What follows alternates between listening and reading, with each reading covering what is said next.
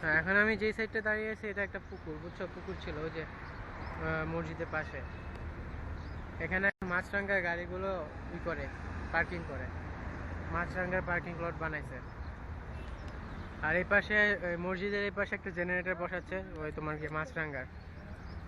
আর তোমার গিয়ে এখানে আরও কিছু ইমপ্রুভমেন্ট আসতেছে। এটা হলো ওই জায়গা যেটা ওই যে তোমার নানা এসে মাঝে মাঝে চা খেত, তারপরে সিগারেট টানতো। আমিও এখন এসে চা খাই, ভালোই লাগে। সকালবেলা এখানে চা খেতে খুব ভালো লাগে। আর এখানে দোকানপাট হয়েছে ছোটোখাটো। আর এই যে সামনে যে জায়গাটা দেখতেছো, এটা পুকুর ছিল, বুঝছো? অনেশার এই সাইড থেকে পুকুর ছিল। এখন ওরা এটা ভরে পুরাটা একটা মনে হয় কিছু একটা করবে, হয়তো রোড টোড বানাবে নতুন করে, বা পার্কিং লটও বানাতে পারে। তবে ইমপ্রুভমেন্ট হচ্ছে, এটা যাতে বোঝা যাচ্ছে। আমি খুব একটা চিন্তা করছিলাম এখানে একটা কোনো একটা বিজনেস করব, ছোটোখাটো দোকান টোকান দিয়ে।